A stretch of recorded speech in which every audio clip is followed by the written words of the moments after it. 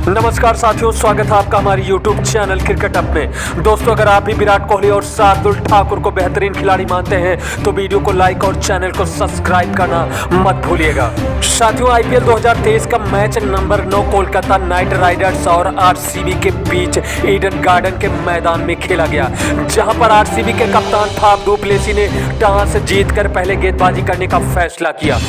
साथियों, कोलकाता और RCB के बीच में खेले गए इस रोमांचक मुकाबले का दिखाएंगे पूरा वीडियो और साथ ही आपको दिखाएंगे कि किस तरीके से 89 रनों पर 5 विकेट गिर जाने के बाद कोलकाता की टीम से 7वें नंबर के बल्लेबाज शार्दुल ठाकुर ने रिंकू सिंह के साथ मिलकर 7वें विकेट के लिए IPL की सबसे बड़ी शतकीय साझेदारी करके इस रोमांचक मुकाबले में कोलकाता नाइट राइडर्स को IPL 2023 की पहली जीत दिलाई। साथियों, टॉस हारकर KKR की तरफ से ओपन करने आए रहमतुल्लाह गुरबाज और वेंकटेश अय्यर। पिछले मैच में KKR को पंजाब से मिली करारी हार के बाद KKR के मालिक शाहरुख खान को इस मैच में किसी भी कीमत पर जीत चाहिए थी। टॉस हारकर पहले बल्लेबाजी करने आए कोलकाता नाइट राइडर्स की शुरुआत काफी खराब रही। कोलकाता के ओपनर बल्लेबाज वेंकटेश अय्यर महज 7 रन बनाकर डेविड विली का शिकार हो गए। उनके स्थान पर बल्लेबाजी करने आए मनदीप सिंह भी डेविड विली की अगली ही गेंद पर क्लीन बोल्ड हो गए। 27 रनों के निजी स्कोर पर 2 विकेट गिर जाने के बाद मैदान पर आए कोलकाता नाइट राइडर्स के कप्तान नीतीश राणा। कोलकाता के कप्तान नीतीश राणा भी अगले ओवर में मिचेल ब्रेसवेल की गेंद पर स्वीप शॉट खेलने के चक्कर में दिनेश कार्तिक के हाथों कैच आउट हो गए। राणा ने अपने पारी में महज 1 रनों का योगदान दिया। नीतीश राणा के आउट हो जाने के बाद मैदान पर आए कोलकाता के सबसे भरोसेमंद और खतरनाक बल्लेबाज आंद्रे रसेल, जिनसे इस मैच में कोलकाता की डूबती नैया को पार लगाने की उम्मीद थी। लेकिन ब्रेसवेल की अगली ही गेंद पर आंद्रे रसेल भी कैच आउट होकर पवेलियन चले गए। रसेल के आउट हो जाने के बाद मैदान पर आए KKR के सबसे भरोसेमंद घातक बल्लेबाज रिंकू सिंह। जहां एक छोर पर लगातार विकेटों का पतन हो रहा था तो वहीं दूसरे छोर पर रहमतुल्लाह गुरबाज ने साहस भरी पारी खेलते हुए कोलकाता के रन स्कोर को मेंटेन रखा और शानदार 44 गेंदों पर 57 रनों की पारी खेली। लेकिन इसी बीच कोलकाता के 89 रनों के निजी स्कोर पर एक बार फिर से रिवर्स स्वीप खेलने के चक्कर में रहमतुल्लाह गुरबाज भी करण शर्मा का शिकार हो गए। गुरबाज की आउट हो जाने के बाद कोलकाता की पूरी टीम दबाव में दिख रही थी। ऐसा लग रहा था कि जैसे कोलकाता की पूरी टीम 125 से 130 रनों के बीच ऑल आउट हो जाएगी। लेकिन गुरबाज के आउट हो जाने के बाद मैदान पर आए शार्दुल ठाकुर। शार्दुल ठाकुर ने मैदान पर आने के बाद विस्फोटक अंदाज में बल्लेबाजी करना शुरू कर दिया तो वहीं दूसरे छोर पर शार्दुल ठाकुर का बाखूबी साथ दे रहे थे रिंकू सिंह। इन दोनों बल्लेबाजों ने घातक बल्लेबाजी करते हुए RCB के गेंदबाजों के छक्के छुड़ा दिए। खास करके शार्दुल ठाकुर के अंदर तो जैसे सूर्य कुमार यादव और आंद्रे रसेल की आत्मा समा गई हो। जिस अंदाज में बल्लेबाजी कर रहे थे शार्दुल ठाकुर ने महज 19 गेंदों में अपना 50 पूरा किया। IPL के इतिहास में 7वें और 8वें नंबर के बल्लेबाज के द्वारा यह सबसे तेज तर्रार और विस्फोटक पारी रही।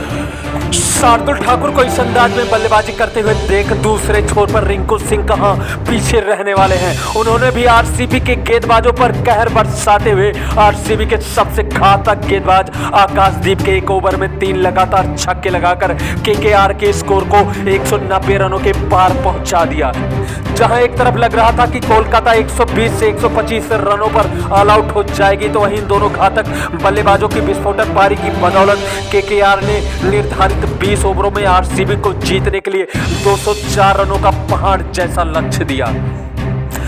इन 204 रनों में 28 गेंदों पर शानदार 68 रनों की पारी शार्दुल ठाकुर ने खेली थी, जिनमें उनके बल्ले से कुल 14 बाउंड्री आई तो वहीं रिंकू सिंह ने भी 33 गेंदों पर शानदार 44 रनों की पारी खेली।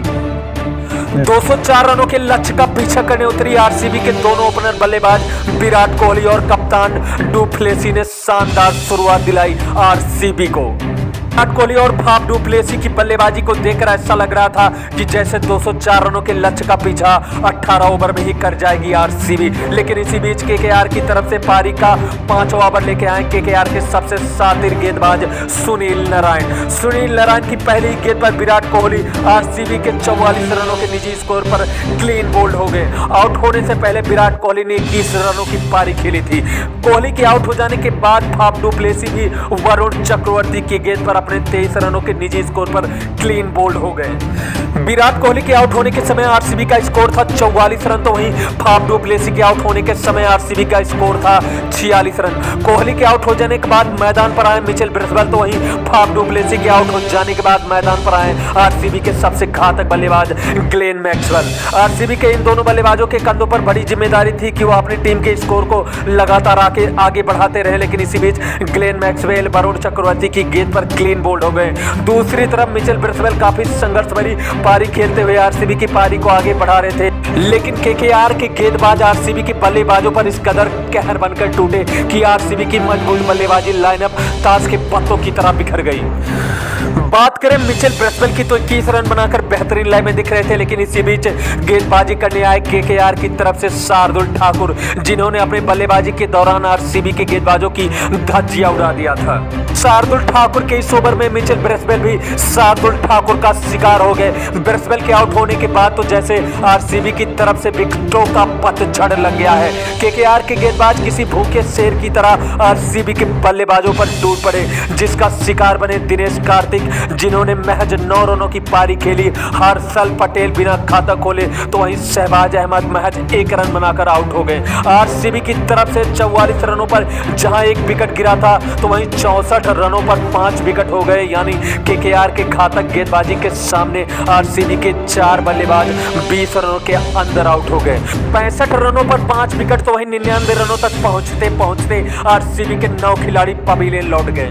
हालांकि आखिरी में डेविड विली और आकाशदीप ने थोड़ी संघर्ष भरी पारी जरूर खेली, लेकिन वो आरसीबी को जीत नहीं दिला सके और पूरी आरसीबी की टीम 123 रनों पर ऑल आउट हो गई। कोलकाता ने आरसीबी को इस मैच में 81 रनों से मात दिया।